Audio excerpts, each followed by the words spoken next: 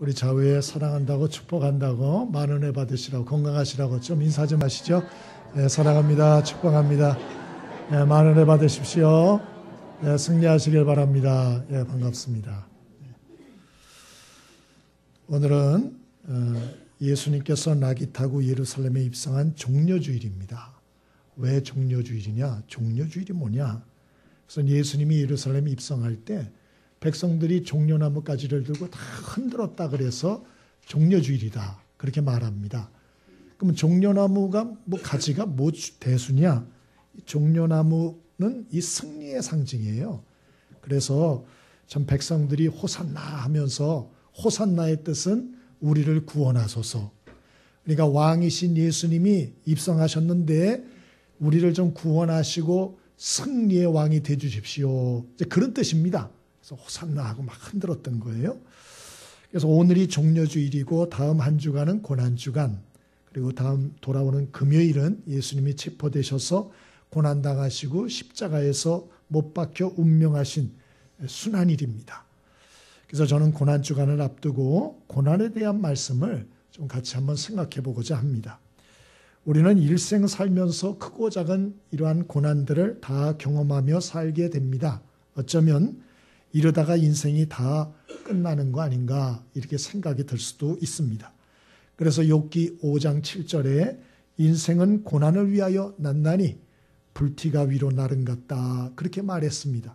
인생은 고난을 위하여 태어난 것 같다. 그렇대게요. 우리가 인생의 작고 큰 문제와 어려움 이런저런 것들을 당할 때가 많이 있습니다. 그런데 만일 그때마다 우리가 인상을 쓰고 그리고 내 인생 왜 이 모양이나 신세한탄하고 원망불평하고 낙심절망하고 이렇게 하면 우리 인생에 남을 게 아무것도 없어요. 왠고하니 인생이 고난을 위해서 났다 그랬으니까 만약에 작은 고난이든 큰 고난이든 고난과 어려움이 일 때마다 낙심하고 절망하고 짜증내고 그러면 우리 인생이 남을 게 뭐가 있겠어요? 고난은 어떤 면에서 타락한 인류에게 하나님이 예고하시고 주어진 형벌과 같다 할 수 있습니다. 예수님도 그러므로 인간의 몸을 입고 이 땅에 오셔서 출생서부터 고난이었어요. 마지막 죽음도 편안하게 죽으신 게 아니고 십자가에 못 박혀서 몸 찢고 피 다 흘려 그래서 죽지 않으셨어요. 그러니까 예수님의 생애 자체 예수님도 인간의 몸을 입고 오셔서 어쩔 수 없이 고난의 삶을 다 경험을 하셔야 했다. 그러므로 우리가 이 땅에서 고난당하는 것을 너무 이상한 일 당하는 것처럼 너무 안 그랬으면 좋겠어요. 어떤 면에서 이것은 당연한 과정일 수 있다. 좀 이러한 생각을 가지면 좀 위로가 되지 않을까 이런 생각은 듭니다. 그러면 성도는 이 땅에서 고난을 당하며 살며 그냥 바보처럼 이런 고난이 와도 히하고 저런 고난이 와도 헤 그러고 그래 살란 얘기냐? 그건 아닙니다. 마태복음 24장 또 누가복음 17장 마가복음 13장 이런 곳에 보면 이 세상은 갈수록 환난과 재난과 고난이 많은 세상이 될 것이다 경고하고 있어요. 사람의 미혹과 핍박이 심해지고 세상의 사람들은 더 악해지고 더 고난은 강렬해지고 그래서 사람들이 점점 거칠어진다는 거예요. 그리고 점점 믿음의 사람들이 믿음 지키기가 어려워질 때가 올 것이다 라고 수도 없이 경고하고 있어요. 이걸 왜 경고하고 있나? 그러므로 너희는 정신 놓고 당하지 말고 정신 차리고 잘 대비하라는 거예요. 잘 준비하라는 겁니다. 오늘 사도 베드로도 초대교회 성도들과 후대 성도들에게 고난을 대비하라고. 그래서 베드로전서 1장부터 고난, 불시험, 고난, 환난, 고난, 불시험 계속 이런 얘기를 하고 있어요. 끝까지. 여러분 아무쪼록 오늘 사도 베드로 선생님을 통하여 주시는 이 하나님의 말씀 마음에 잘 새기셔서 이런저런 환난 많은 세상에서 제발 무너지지 말고 시험 들지 말고 바닥으로 떨어지지 마시고 믿음 잘 지켜내시고 예수님처럼 승리하는 하나님의 백성들 다 될 수 있기를 바랍니다. 그러면 성도들이 고난을 대비하여 어떻게 고난 가운데 승리하는 인생을 살 수 있을까요? 오늘 사도 베드로 스님은 알려주십니다. 1절입니다. 같이 한번 읽어보겠습니다. 1절 말씀 합독해 봅니다. 자, 시작. 그리스도께서 이미 육체의 고난을 받으셨으니 너희도 같은 마음으로 갑옷을 삼으라. 이는 육체의 고난을 받은 자는 죄를 그쳤음이니. 아멘. 오늘 사도 베드로 선생님은 오늘 첫 번째로 예수 그리스도로 무장하고 갑옷을 입으라. 예수 그리스도로 무장하라. 그렇게 말하고 있어요. 1절에 보니 너희도 같은 마음으로 갑옷을 삼으라. 그렇게 말했어요. 갑옷은 적군과 싸움이 치열하게 벌어질 때에 바로 나를 방어하기 위해서 입는 것이죠. 치열한 전쟁터에 나가는 사람이 갑옷을 입지 않고 무장을 하지 않고 나간다? 그거는 자살행위죠. 그건 정신이 조금 뭔가 떨어진 사람이죠. 뭐 화살, 총알, 빗발치는데 갑옷도 입지 않고 투구도 쓰지 않고 무기도 안 갖고 나갔다? 이야, 그러고 나갔다. 백발백중 죽죠. 예? 사도 베드로가 오늘 얘기하는 것입니다. 우리가 사는 이 세상은 우리 꽃구경 할 일만 가득한 관광명소와 같지는 않다. 또 파티장, 그거는 아니다. 이 세상 잠깐 즐거울 때도 있고 잠깐 기쁨을 누릴 때도 있지만 영적으로 보면 이 세상은 악한 원수마귀와의 치열한 영적인 싸움이 있는 곳이다 라고 오늘 말하고 있는 것입니다. 베드로전서 5장 8절로 9절에도 근신하라 깨어라 너희 대적 마귀가 우는 사자같이 두루다니며 삼킬 자를 찾나니 너는 믿음을 굳게 하여 저를 대적하라. 이는 세상에 있는 너희 형제들도 동일한 고난을 당하는 줄 알미라. 그렇게 사도 베드로가 말씀하셨어요. 이 세상은 원수 마귀가 믿는 자 중에도 할 수만 있으면 먹잇감이 없을까 하고 눈에 불을 켜고 찾고 있는 치열한 영적인 싸움이 벌어지는 곳이다. 우리 눈에 안 보이지만 이런 치열한 싸움들이 있다는 거예요. 그러므로 영적인 무장을 단단히 하고 살아야 된다. 그러면 영적인 무장을 어떻게 하라는 거냐? 사도 베드로는 말했어요. 예수 그리스도로 갑옷을 입으라고. 예? 그렇게 말하는 거예요. 예수 그리스도로 무장하라고. 사도 바울 선생님도 똑같은 얘기를 로마서 13장 14절에 해주셨어요. 오직 주 예수 그리스도로 옷 입고 정욕을 위하여 육신의 일을 도모하지 말라. 오직 예수 그리스도로 옷 입고 정욕을 위하여 육신을 도모하지 마라. 왜 사람들이 그렇게 쉽게 넘어지고 시험에 빠지고 낙심하고 절망하는가? 그것은 자기 자신이 얼마나 연약하고 부족한지를 모르기 때문이에요. 그래서 자꾸 자기를 믿기 때문에 예수 그리스도로 옷 입지 않기 때문에 예수 그리스도로 무장하지 않기 때문에 그래서 백발백중 당하고 쓰러지고 넘어지는 것입니다. 여러분, 저와 여러분이 우리의 연약함을 항상 기억하고 예수 그리스도로 무장할 수 있게 되길 바랍니다. 그러면 예수 그리스도로 갑옷을 입는다, 예수 그리스도로 무장한다, 예수 그리스도로 옷 입는다. 그게 구체적으로 뭔 소리냐? 첫 번째, 예수님에 대한 믿음을 갖고 살라는 것입니다. 갈라디아 2장 20절 내가 그리스도와 함께 십자가에 못 박혔나니 그런즉 이제는 내가 산 것이 아니요 오직 내 안에 그리스도께서 사신 것이라. 이제 내가 육체 가운데 사는 것은 나를 사랑하사 나를 위하여 자기 몸을 버리신 그리스도를, 하나님의 아들 그리스도를 믿는 믿음 안에서 사는 것이라. 그렇게 말했어요. 사도 바울은 말해요. 나는 나를 안 믿어. 나는 죽은 거야, 십자가에. 난 누굴 믿나? 내 안에 계신 예수 그리스도. 그분을 믿는다. 그 믿음으로 산다. 그렇게 말하고 있는 것입니다. 여러분, 예수님은 죄 많고 경건치 않은 우리를 사랑하셔서 십자가에서 우리 대신 피를 쏟으시고 몸짓고 피 흘려 죽어주셨어요. 그분은 부활하셔서 우리와 함께 계시죠. 하나님의 영 성령으로 우리와 동행하고 계세요. 내가 착할 때나 착하지 않을 때나 죄를 지을 때나 죄를 짓지 않을 때나 예수를 주인으로 영접한 사람에게는 모두가 하나님의 영, 예수 그리스도의 영인 성령님이 내주하고 계세요. 믿게 되길 바랍니다.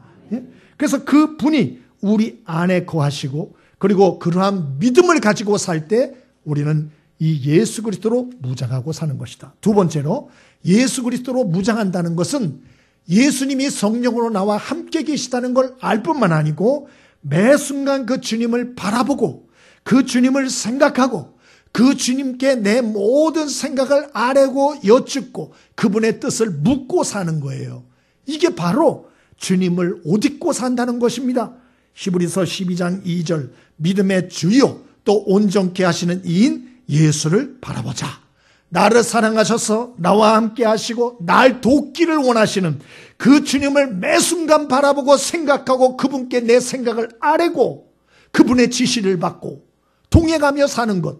이게 예수님을 옷 입는 거예요. 옷과 나는 하나 아니에요? 연합된 거 아니에요? 그런 삶을 살아야 된다는 거예요. 뿐만 아니고 그분의 인도에 순종하며 사는 것이에요. 우리가 내 안에 계신 주님을 의식하고 모든 일을 그분께 여쭈고 날마다 살아가면 주님은 말씀으로 때로는 마음의 감동을 가지고 내게 지시하십니다. 그 조그만 깨달음이나 조그만 지시사항이라 할지라도 무시하지 않고 순종해 가기 시작할 때 주님 나와 더 가까이 하심을 느끼게 되고 더 깊은 주님의 동행하심을 체험하게 되는 것이에요. 깨달음이 있게 되기를 바랍니다. 우리 바둑을 뜰 때도 고수와 하수가 있습니다. 이 하수들의 특징은 자기가 앞에 보이는 것만 보는 거예요. 그래서 자기가 대마가 죽으면 이라고 자기 알 하나 따먹힘을 당하면 와 졌다 죽었다 망했다 뭐 이렇게 생각하는 거죠. 앞에 보이는 것만 봐요. 그러나 고수들은 보통 10수에서 30수까지 앞을 내다본답니다. 예?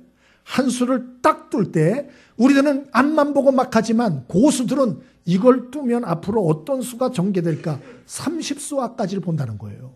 와, 그러면 고수하고 하수하고 붙으면 상대가 될까요? 안 될까요?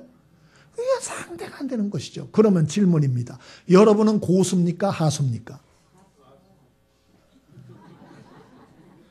난 고수야 또 이러면 고수는 무슨 고수예요. 바로 1년 후의 일도 모르면서 내일 일도 몰라요. 내일 일도 우리는 다 하수입니다. 우린 내일 일을 몰라요. 그래서 사도 베드로가 말하는 거예요. 사도 베드로가 큰 소리 치지 않았어요. 너희가 오늘 나를 다 부인하고 배신하여 떠나니라. 예수님 말할 때도 베드로 나서서 아닙니다 주님, 다 버릴지라도 난 안 버려요. 호언장담했죠. 웬걸 그날 새벽에 예수님 3번 부인하고 도망갔습니다. 예? 누가 누구를 의지한다는 거예요. 그래서 사도 베드로는 말하는 거예요. 너희를 믿으면 안 돼. 예수 그리스도로 갑옷을 입어야 돼. 응? 예수 그리스도 그분이 함께 계심을 믿고 매 순간 그분을 바라보고 그분을 생각하고 그분의 도움을 구하고 그분의 지시를 구하고 그분의 뜻을 구하고 그분의 지시와 뜻에 순종하고 이런 삶을 살아가야 돼. 그래야 어려운 문제 고난이 있더라도 이길 수가 있어. 문제만 쳐다보면 묵상하면 염려 근심이 날마다 우리를 짓누릅니다. 그러나 우리 주님을 바라보고 생각하고 바라보고 생각하고 그분께 내 뜻을 아뢰고 내 마음을 아뢰면 그분이 나에게 어느 순간에가 지시를 하세요. 지혜를 주세요. 깨달음을 주세요. 역사하심과 마음의 평안을 주세요. 그래서 그 고난에서 벗어나게 하시고 승리하게 하신다는 거예요. 깨달음이 있게 되길 바랍니다. 그러므로 우리가 어떻게 고난을 대비합니까? 오늘 말씀하고 계세요. 예수 그리스도로 갑옷을 입어라. 예수 그리스도로 옷을 입어라. 두 번째로 어떻게 우리가 이 고난을 대비하며 살아야 합니까? 우리 1절부터 좀 깁니다마는 너무 많아요. 우리 3절까지만 읽겠습니다. 1절부터 3절까지만 읽습니다. 자, 시작. 그리스도께서 이미 육체의 고난을 받으셨으니 갑옷을 삼으라.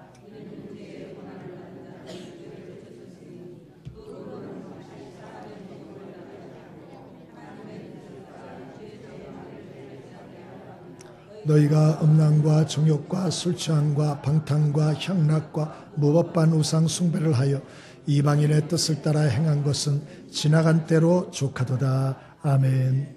사도 베드로 선생님은 두 번째로 말씀하시기를 지난날의 죄악을 정리하라고 말씀해요. 지난날의 과거의 죄악을 정리하라고. 우리 인생의 고난은 여러분 내 죄 때문에만 오는 건 아니에요. 욥기서에 보면 욥은 의로운 자지만 그러나 고난을 많이 당했어요. 악한 원수 마귀가 흔들기 위해서. 그래서 베드로전서 2장 18절에도 애매히 당하는 고난도 있다고 말해요. 고난이 어떻게 다 내 죄 때문이겠어요? 그건 아니에요. 그러나 분명히 알 것은 하나님의 자녀들, 하나님의 백성들은 그들이 범죄할 때에 하나님이 징계한다는 건 확실한 것. 여러분 그건 아셔야 돼요. 히브리서 12장 6절에 그래서 하나님이 그 자녀들을 징계하신다 그렇게 말하고 있어요. 예? 만약에 하나님의 자녀와 백성인데도 잘못하고 있는데도 일이 잘만 돼. 어려운 일이 하나도 없어. 그러면 성경은 말해요. 그 사람은 십중팔구 하나님의 백성이 아니다. 하나님의 백성은 잘못된 길로 갈 때 하나님이 절대로 가만두지 않는다는 거예요. 때로는 말로 하시고 말로 안 들으면 매를 드신다는 것입니다. 그게 히브리서 12장의 말씀이에요. 베드로도 오늘 똑같은 얘기를 1절에서 하고 있어요. 그가 끝에 말하기를 이는 육체의 고난을 받은 자는 죄를 그쳤음이니 그렇게 말하는 거예요. 이 말이 뭐죠? 하나님의 백성들이 말 안 들을 때 하나님이 그 육체의 고난을 준다는 거예요. 그래서 그 죄를 그치게 만든다는 것입니다. 오늘 이렇게 말하고 있는 것이에요. 그러므로 여러분, 저와 여러분이 참 정리할 죄가 혹시나 생각나거들랑 지난날의 죄악을 깨끗이 정리할 수 있게 되길 바랍니다. 여러분 자신을 위해서 그렇게 해야 돼요. 그럼 어떤 모를까요? 목사님, 난 정리할 죄가 없어요. 생각나는 죄도 없어요. 혹시 그런 분이 계실 거예요. 그러면 하나님 앞에 좀 여쭈어보세요. 하나님, 제가 정리할 죄가 없습니까? 하나님, 제가 변화되어야 될 부분은 어떤 것입니까? 물어보세요. 목사님, 기도해봤는데도 아무 대꾸도 없으세요? 그러면 가족들한테 물어보세요. 여보, 내가 변화되어야 될 부분이 있어? 있어! 100% 나올 거예요. 100% 있을 거예요. 아니, 당신은 변화될 부분이 없어. 그대로만 해, 그대로만 해. 이런 분들은 정말 대단한 분이에요. 정말 대단한 분이에요. 네? 가족한테 물어보세요. 내가 바뀔 게 있냐고. 그래도 가족들이 만약에 혹시 없다고 얘기하거들랑 저한테 찾아오세요. 그리고 여러분이 시험 들지 않는다는 맹세만 하시면 제가 얘기를 할게요. 뭐가 좀 변화되면 좋겠다고. 여러분, 사람이 봐도 이 사람 좀 이거 바꿔야 된다 생각이 드는데 하물며 하나님이 보실 때 우리가 회개할 게 없겠어요? 예? 여러분, 우리 지난날의 죄악들, 하나님이 기뻐하지 않는 것들 본인들이 알 거예요. 정리하는 축복이 있게 되기를 바랍니다. 기독신문 한번 봤더니 그 방경모 장로님 간증이 나왔어요. 방시도만요. 이분은 역경의 열매란에 나왔는데 참 외할머니가 서양 선교사한테 복음을 받고 그리고 교회 전도사까지 한 분이에요. 외할머니가. 대단한 분이죠. 그 어머니도 신실한 기도의 사람이었어요. 근데 그 아들인데 어릴 때 다리가 약간 소아마비가 있었대요. 증세가. 애들이 놀리고 그러니까 애들이 이제 삐뚤어진 거예요. 얘가 아니죠. 이분이 삐뚤어져 가지고 깡패가 된 거예요. 싸움꾼이 된 거예요. 막 두들겨 패고 그냥 막 이래가지고 술 담배하고 뭐 신앙은 당연히 떠났죠. 예? 그 엄마가 하여튼 그렇게 기도를 많이 하셨대. 결혼했는데 부인을 누굴 얻었냐? 또 우상 숭배하는 부인을 얻은 거예요. 맨날 점치러 다니고 구신하고 맨날 이런 거예요. 그 둘이서 이제 그래도 살아보겠다고 해가지고 옷가게를 했는데 홀랑 다 망해버립니다. 사업했는데 망합니다. 공장했는데 망합니다. 하는 일마다 아무것도 안 되는 거예요. 야, 아무래도 이 한국이 재수에 온 붙었나 보다. 응? 그리고 미국으로 뜹니다. 그래서 알라스카로 가요. 그 알라스카에서 식당을 합니다. 근데 미국에 가면 교회를 안 다닐 수가 없어요. 그래서 이분도 장사를 하려면 아무래도 교회를 다니겠다. 그래가지고 이제 자기 할머니, 어머니가 교회 다녔으니까 교회를 다녔대요. 그리고 제법 교회를 그래도 잘 다녔답니다. 가게가 잘 되는 거예요. 이게 돈 셀 시간이 없을 정도로 돈이 벌리던데. 그래서 알라스카에서 가장 큰 한인 식당이 됐대요. 근데 이분이 돈이 벌리면서 빌딩 하나를 샀답니다. 10년 동안 식당을 해가지고 빌딩을 샀답니다. 대단한 것 같아요. 빌딩도 사고 하여튼 돈을 많이 벌었는데 이분이 이제 사업이 너무 잘 되니까 이제 교회를 또 안 나가기 시작했대요. 근데 교회를 안 나가면서 이제 한참 지나고 문제가 생기기 시작하는데 이 문제 저 문제 터지면서 사업이 기울기 시작해가지고 나중에 집까지 홀라당 날려먹고 파산 신청했대요. 이거 장소가 나쁜가 보다. 이게 안 좋아. 알라스카 이 땅이 안 좋아. 그래가지고 시애틀로 또 이사를 갔대요. 시애틀로. 응? 참 무슨 땅이 안 좋습니까? 땅이 안 좋긴. 시애틀로 가서 우여곡절 끝에 이것저것 막 하는데 하면서 하나님이 결국 치셨어요. 기다리다 안 돌아오니까 치셨는데 이분이 어떻게 됐냐? 당뇨 문제로 인해서 결국 두 눈이요 엉망이 돼가지고 8번을 수술을 했고요. 당뇨로 두 다리를 절단합니다. 그리고 신장에 이상이 와가지고 일주일에 3번을 투석하는 그런 인생을 살게 됐다는 거예요. 그 얘기라고, 그 얘기. 응? 근데 이제는 어떻게 하나? 새벽마다 새벽 기도를 한답니다. 부인이 휠체어에 남편 태우고 가지고 새벽마다 새벽 기도를 한다. 응? 그리고 감사 기도를 한다. 그래서 자기는 하나님 이 몸뚱아리 가지고 이제 하나님께 돌아왔는데 내가 하나님 위해서 뭘 해야 되겠습니까? 아무것도 할 게 없더래요. 그래서 이제는 자기는 중보기도, 선교사들을 위해서, 교회를 위해서 중보기도만 한다고. 너무 안타까웠어요. 너무. 빨리 좀 돌아서지. 빨리 좀. 예? 정말 너무 안타까운 거예요. 그 브라질의 선교사 가서 아마존에서 27년 사역을 한 김철기 선교사님이 있어요. 이분이 책을 한 권 최근에 썼는데 그 제목이 가슴 찢는 회개입니다. 이번에 거기다 무슨 내용을 나왔는 거 아니? 브라질 아마존에 가가지고 선교를 해서 원주민 인디오들을 전도해서 큰 교회를 여러 개 세웠어요. 그리고 이제 신학생들을 키우기 위해서 아마존 신학교를 세워서 한 12년을 운영을 했답니다. 12년 됐을 때 이제 신학생들 한 60명이 있었는데요. 그런데 여러분 아는 대로 날이 더우니까 브라질은 계란 같은 것도 이렇게 공수해 오면 그게 오다가 막 변질이 된답니다. 그래가지고 안 되겠다 싶어서 닭을 얻어다가 한 50마리에서 100마리 이제 해가지고 직접 양계장을 했답니다. 그래서 닭도 먹고 계란도 먹으려고. 이렇게 했는데 그 하루에 계란이 10개는 나와야 되잖아요. 그 닭이 100마리면은 여러분 하루에 한 10개는 나와야 안 돼요? 더 나오죠? 더 나온대요.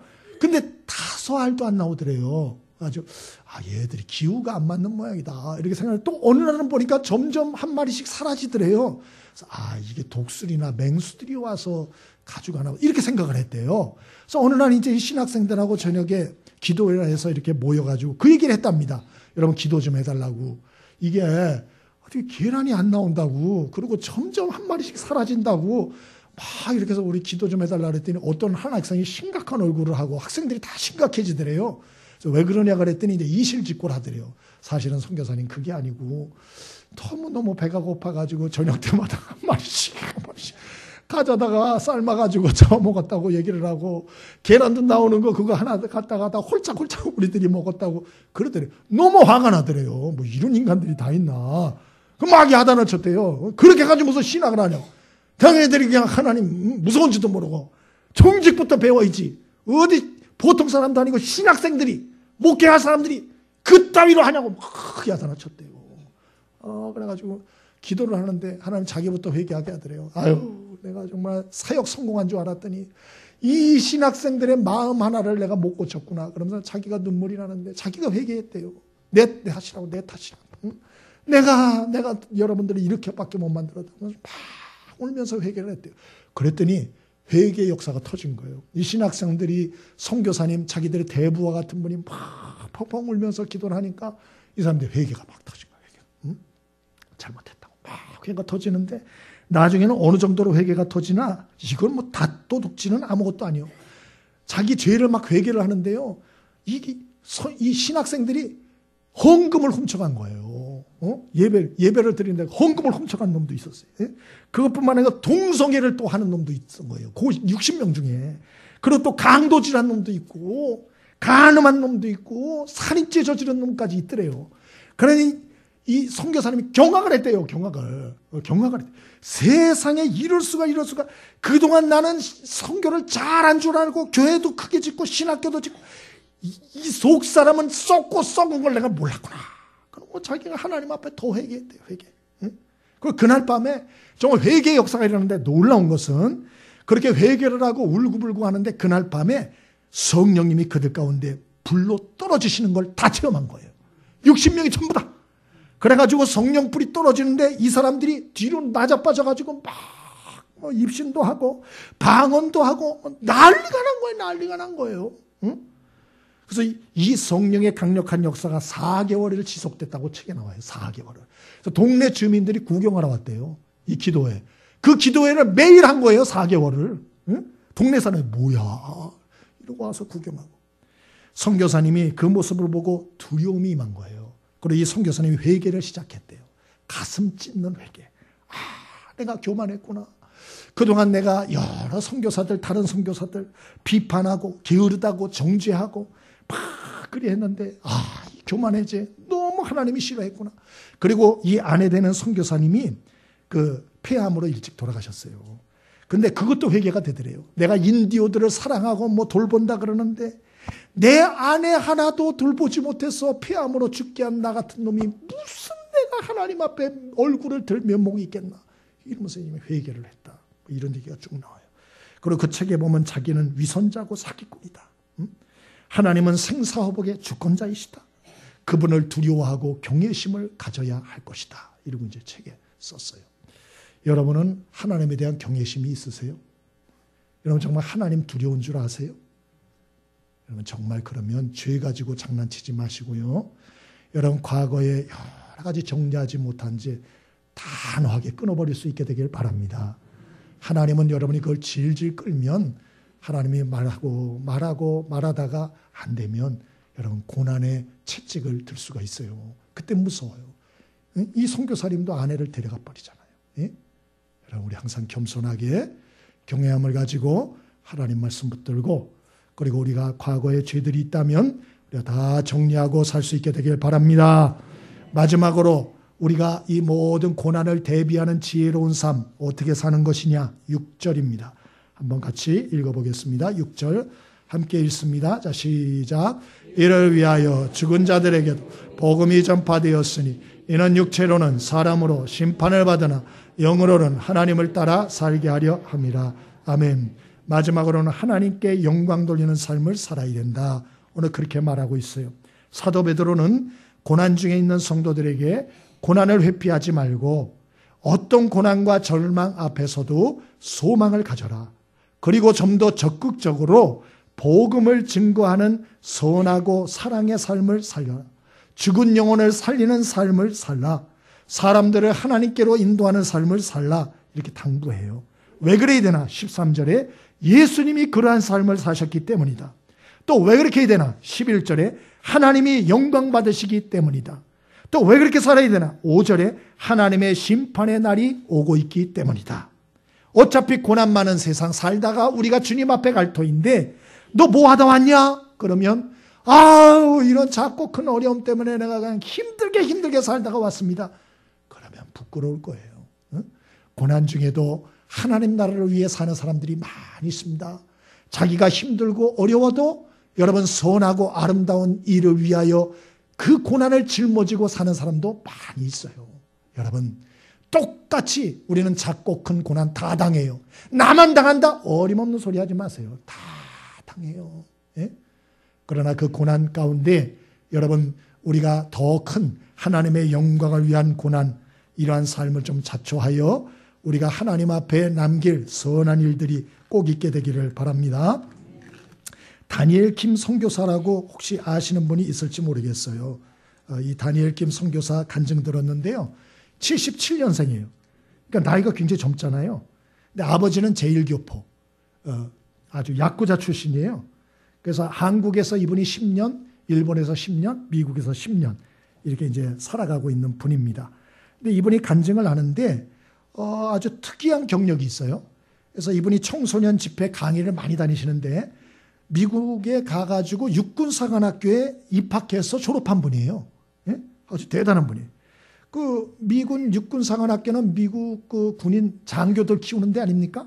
근데 여기 구타와 체벌이 그렇게 심하다 그래요.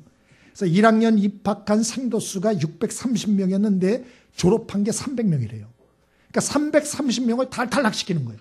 그러니까 어중이 떠중이는 니들 다 떨어져. 무슨 니네가 장교고 리더야. 관도 다 훑어버린다는 거예요. 일부러. 그래가지고 일부러 그런 문화가 있어가지고 식당에서 기숙사에서 사람 대우를 안 한대요. 밥 먹을 때도 막 얼굴에 엎어버리고요. 예? 그리고 아주 모욕을 주고요. 뭐 밤 잠 못 자게 새벽 3시에 와가지고 깨우고요. 얼차례 시키고. 아주 심하답니다. 아주. 근데 이분도 너무 힘들었대요. 특별히 사람 대우를 받지 못한 게 너무 힘들었는데 외로움 때문에 너무 힘들었다 그래요. 그래서 이분이 3번을 짐을 싸려고 포기하려고 그랬는데 그때마다 교회 채플에 가서 그가 기도하고 하나님의 은혜를 다시 한번 받고 버티고 이겨냈다 그래요. 나중에 4학년 올라갈 때에 이제 군종 사병과 같은 이 종교 대장이라 그러더라고요. 그래서 그 4학년이 이제 종교 군종 사병 그 하나를 뽑는데 한 명을 이제 자기가 지원을 했대요. 가보니까 30명이 와 있더래요. 30명이. 그래서 면접을 하나 하는데 최종 면접을 하는데 투스타가 질문을 하더래요. 자네가 남들보다 특별하고 특이한 게 무엇인가? 왜 우리가 다른 사람 놔두고 자네를 뽑아야 하나? 딱 물어보더래요. 여러분 소름 돋죠? 여러분 이런 질문을 받으면 뭐라 그러겠어요? 왜 내가 다른 사람은 다 놔두고 당신을 뽑아야 됩니까? 뭐라고 답하겠어요? 예? 이 친구가 참 생각이 안 나더래요. 그러다가 하나님이 지혜를 주시는데 이분이 그렇게 얘기를 했대요. 자기는 외로움을 많이 겪었다고. 한국에서는 쪽발이라고. 왜? 아버지가 일본, 제일 일본이니까. 또 일본에 가가지고는 조센징이라고. 그래 또 왕따를 당하고. 미국에서는 더러운 동양인이라고 왕따를 당하고. 그 왕따 때문에 너무 힘들었대요. 그래서 그거를 생각하면서 특별히 제가 잘하는 건 없습니다. 그러나 제가 3년 동안 이 학교에서 외출 외박을 하지 않았습니다.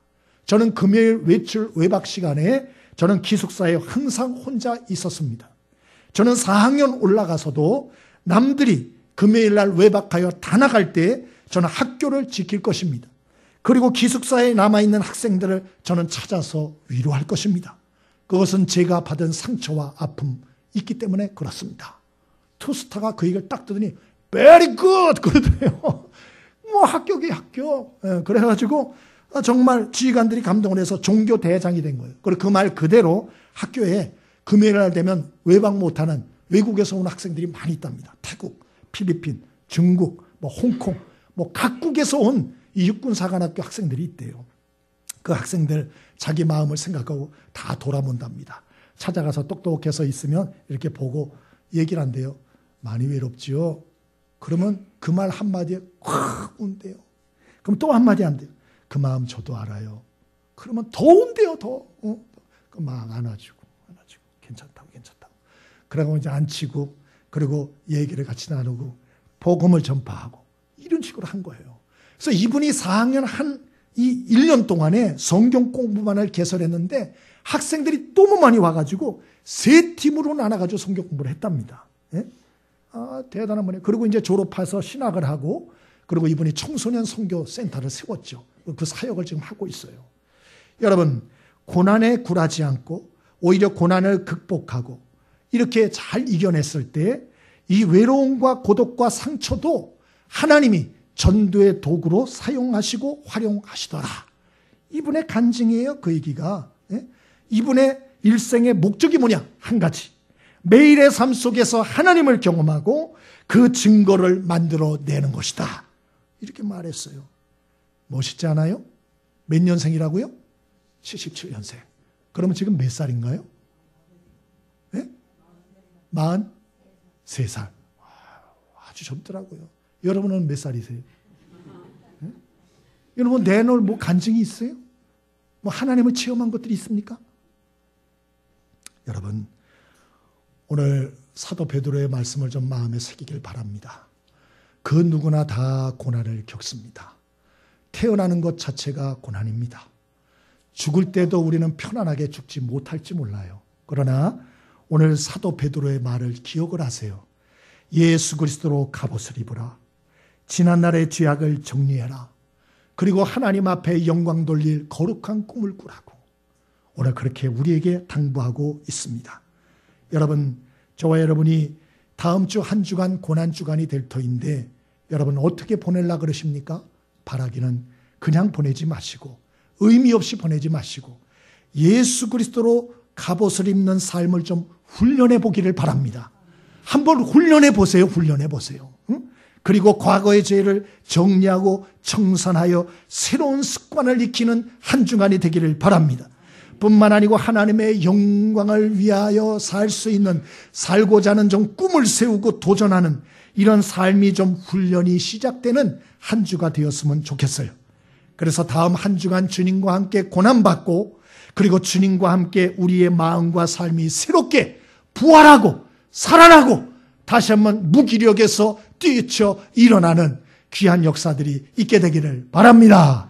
승리할 수 있게 되기를 바랍니다. 우리 옆에 사람에게 격려 위로하시죠. 우리 승리하십시다. 우리 찬송 한 장 같이 하겠습니다.